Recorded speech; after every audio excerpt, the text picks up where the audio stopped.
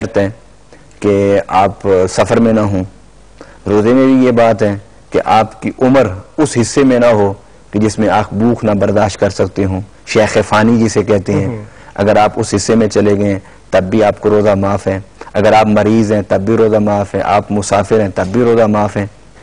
اور نماز کے معاملہ اس سے مختلف ہے. اسی طریقے سے آپ آئیے زکوٰۃ کی طرف, تو زکوٰۃ جو ہے وہ بھی صاحب استطاعت لوگوں پر فرض ہے.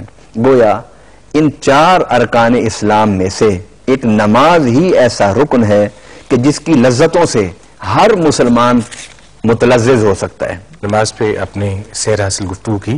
میں یہ چاہوں گا کہ زکوٰۃ کے حوالے سے بڑا اہم رکن ہے زکوٰۃ جو ہے, اور اسلامک ٹیکس بھی اسے کہتے ہیں کچھ لوگ, اور ان کا یہ خیال ہے, لیکن بہت سارے لوگوں کا یہ بھی خیال ہے کہ جی ہمیں زکوٰۃ نہیں ادا کرنا کیونکہ ہمارا مال کم ہو جائے گا. ان کا یہ خیال ہے. اور ہم کیا سمجھتے ہیں, آپ کیا کہتے ہیں اس بارے میں کہ زکوٰۃ دینا ہمارے فرائض میں تو شامل ہے, لیکن زکوٰۃ دینے سے کس طرح سے ہمارا مال جو ہے وہ بڑھتا ہے, کس طرح سے اس میں برکت آتی ہے, اور یہ کیوں ضروری ہے زکوٰۃ کی ادائیگی جو ہے؟ زکوٰۃ کے 2 پہلو ہیں. ایک تو یہ ہے کہ اسلام ایک مملکت کو تشکیل دیتا ہے, اور مملکت کو چلانے کے لیے وسائل کی ضرورت ہوتی ہے. مملکت کو چلانے کے لیے آمدن کی ضرورت ہوتی ہے. تو اسلامی محاصل, اسلام میں جو آمدن کے ذرائع ہیں, ان میں سے ایک سب سے بڑا ذریعہ اسلام نے زکوٰۃ کو قرار دیا ہے. اور دوسرا یہ ہے کہ اگر اسلامی مملکت کا قیام نہیں ہے یا وہاں پر زکوٰۃ کا سسٹم نہیں ہے, تو وہاں پر جو صاحب ثروت لوگ ہیں ان پر فرض ہے کہ وہ اپنے مال میں سے 2.5% حصہ زکوٰۃ کا نکال کے اپنے معاشرے میں جو مستحقین ہیں ان کو تقسیم کریں. رہی یہ بات کہ زکوٰۃ دینے کا فائدہ کیا ہے, فائدہ سب سے بڑا فائدہ تو یہ ہے کہ یہ اللہ کا حکم ہے, اللہ کے حکموں میں سے ایک حکم ہے جسے ہم نے پورا کرنا ہے. رہی بات قرآن نے اس کے کچھ فوائد بھی بیان کی ہیں. فرمایا خذ من اموالہم صدقۃ تطہرہم وتزکیہم بہا, کہ ان سے مال لو, زکوٰۃ لو ان سے, تطہرہم وتزکیہم بہا, اور یہ مال لے کے تو انہیں پاک کر, تو انہیں تزکیہ دے. گویا زکوٰۃ دینا یہ تطہیر کا ذریعہ ہے, زکوٰۃ دینا یہ تزکیہ کا ذریعہ ہے. گویا اسلامی سوسائٹی میں اگر ہر مسلمان اپنے مال میں سے زکوٰۃ دینا شروع کر دے تو معاشرے کی تطہیر ہوتی ہے. کس چیز سے تطہیر ہوگی؟ امراض سے. معاشرے کی تطہیر ہوگی کس چیز سے؟ جہالت سے. معاشرے کی تطہیر ہوگی کس چیز سے؟ ظلم سے. معاشرے کی تطہیر ہوگی کس چیز سے؟ بھوک سے. معاشرے کی تطہیر ہوگی کس چیز سے؟ فقر سے. گویا اسلام نے جو زکوٰۃ دینے کی جو بات کی ہے, زکوٰۃ دینے سے مطلب یہ ہے کہ اس کے دینے سے دینے والے کی زندگی میں اور معاشرے میں ایک تطہیر کا عمل پیدا ہوتا ہے. جی بالکل. زکوٰۃ, جہاں تک یہ بات ہے کہ زکوٰۃ دینے سے مال کم ہوتا ہے, ایسا نہیں ہے, کیونکہ اللہ رب العالمین نے فرمایا ہے کہ جو اللہ کے راستے میں دیتے ہیں اللہ تعالیٰ ان کو 2700 گنا کر کے واپس دیتا ہے. اور ایک جگہ قرآن پاک میں من ذا الذی یقرض اللہ قرضا حسنا فیضاعفہ لہ اضعافا کثیرا, کہ جو اللہ کو قرض دیتے ہیں اللہ تعالیٰ اس کو کئی گنا زیادہ کر کے لوٹاتا ہے. وہ زکوٰۃ کے حوالے سے خاص حوالے میں یہ آیات نہیں ہیں, وہ انفاق کے حوالے میں ہیں کہ جو بھی اللہ کے راستے میں دیتا ہے اللہ تعالیٰ اس کو 1 کے بدلے میں 10 دیتا ہے, اور اسی طرح 2700 گنا تک کا ہے.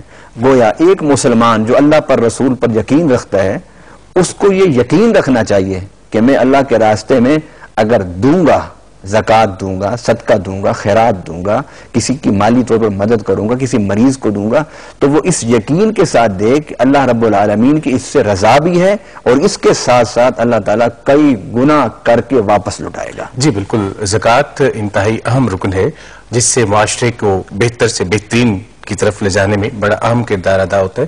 علامہ صاحب, روزہ بھی بڑا اہم رکن ہے ہمارے ارکان اسلام میں.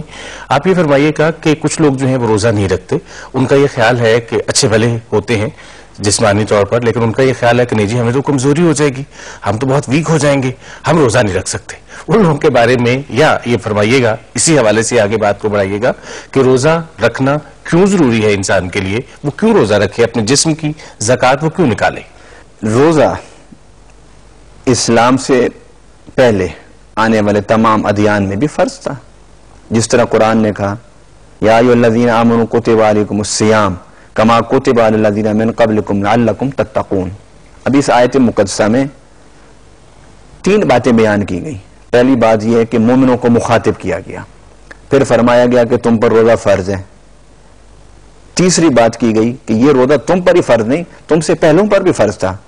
پھر اینڈ پر آخر میں اس روزے کی حکمت بیان کی گئی لعلکم تتقون، کہ شاید تم متقی بن جاؤ. گویا روزے کا جو دینی فائدہ ہے، روزے کا جو عملی فائدہ ہے، وہ یہ ہے کہ انسان تقوی کے قریب ہو جاتا ہے. گویا روزہ رکھنے سے انسان کے اندر یہ طاقت پیدا ہو جاتی ہے کہ وہ اللہ کے احکامات پر عمل کرنا اس کے لیے آسان ہو جاتا ہے اور گناہوں سے بچنا اس کے لیے آسان ہو جاتا ہے. گویا اگر روزہ انسان کو جسمانی طور پر یا روزہ انسان کو روحانی طور پر کمزور کرتا تو خالق انسان، خالق کائنات کبھی بھی انسان کو یہ حکم نہ دیتا کہ تو روزہ رکھ. گویا میں موجودہ طب یا طب قدیم کے حوالے سے روزے کے فوائد پر گفتگو نہیں کر سکتا، لیکن اتنا میں بتانا چاہتا ہوں کہ انسان کو اللہ نے پیدا کیا اور اسی انسان کے خالق نے انسان اول سے لے کر اب تک تمام ادیان میں روزے کا حکم دیا.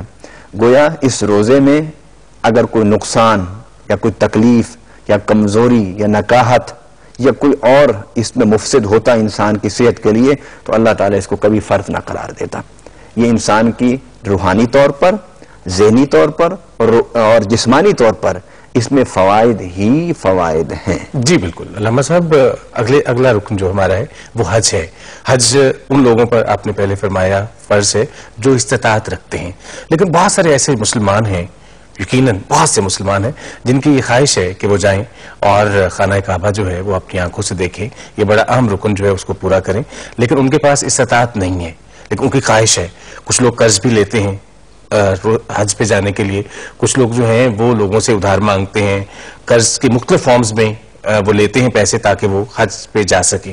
ان لوگوں کے بارے میں یا حج کے حوالے سے آپ فرمائیے گا کہ یہ استطاعت ہم کس کو کہتے ہیں، کتنی استطاعت ہونی چاہیے، کیا اس کے باقی فرائض جو ہے وہ پورے ہو چکے ہوں تو پھر اس کی استطاعت ہے، یا ادروائز اس کے پاس پیسہ ہے تو اس نے جانا ہے. دیکھیے جہاں تک خواہش ہے، تمنا ہے حج اور عمرے کے ضمن میں کہ میں اللہ کا گھر دیکھوں، رحمت للعالمین صلی اللہ علیہ وسلم کی مسجد میں نمازیں پڑھوں، نبی پاک کے گنبد خضرا کو دیکھوں، حضور قدموں میں بیٹھ کے درود و سلام پڑھوں، یہ خواہش تو ایمان کا حصہ ہے.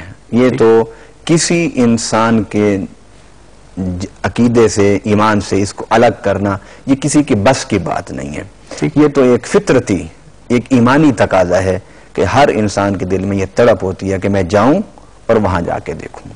اور اسلام نے اس خواہش کی تکمیل کے لیے عمرہ اور حج رکھا ہے کہ اس شیپ میں، اس شکل میں، اس صورت میں آپ جائیں، آپ عمرہ بھی کریں، زیارت بھی کریں، دیدار بھی کریں، بیت اللہ کو چمڑ کے اس کے غلاف کعبہ کو اپنے سینے سے لگا کر رب کو یاد بھی کریں اور اپنے گناہوں کو یاد کر کے روئیں بھی صحیح اور حجر اسود کی بوسیں بھی لیں. یا حج پر ہے یا عمرے پر ہے. لیکن اللہ تعالی کسی کو بھی وہ تکلیف نہیں دینا چاہتا جو انسان نہ کر سکے. حجۃ الوداع کے موقع پر نبی پاک صلی اللہ علیہ وسلم سے پوچھا گیا کہ حضور ہر سال حج فرض ہے، ہر سال فرض ہے، تو نبی پاک صلی اللہ علیہ وسلم نے اس کا جواب نہیں دیا. فرمایا کہ جس سوال پر میں خاموش ہو جاؤں وہ سوال مجھ سے بار بار نہ پوچھا کرو. فرمایا کہ اگر میں ہاں کر دیتا تو ہر سال حج فرض ہو جاتا. گویا حج کے لیے بیت اللہ شریف جانا ضروری ہے اور جانے کے لیے زیادہ راہ، خرچہ. جب آپ جا رہے ہیں تو پیچھے اپنے اہل خانہ کو دے کے جائیں. جب آپ جا رہے ہیں تو ایسا نہ ہو کہ آپ حج پر گئے ہوں، عمرے پر گئے ہیں، پیچھے آپ کے قرض خواہ آپ کے دروازے گھر کو پیٹ دیں. تو گویا اسلام نے اللہ کے راستے میں خرچ کرنے کا پابند اس وقت کیا ہے کہ جب انسان باقی دنیاوی ضروریات کو مکمل کر چکا ہو. تھینک یو ویری مچ کہ آپ نے اتنی تفصیل کے ساتھ ارکان اسلام پر روشنی ڈالی، اور آپ سے مجھے یہ کہنا ہے کہ اللہ کرے ہم سب اچھے مسلمان ہوں، ارکان اسلام جو بنیاد ہیں اسلام کی ان پر عمل بھی کریں اور دوسرے لوگوں کے لیے آسانیاں پیدا کریں۔ ہمارے پاس سوالات بہت سے آتے ہیں لیکن آج ہم اس پروگرام میں شامل اس لیے نہیں کر سکیں گے کہ وقت ہمارے پاس کم ہے۔ اگر آپ ہمیں خط لکھنا چاہیں تو اس کے لیے ہمارا پتہ بڑا آسان ہے، انچارج پروگرام اسلام اور انسان، Pakistan television centre, 21 Mahmud Ghaznavi road, Lahore.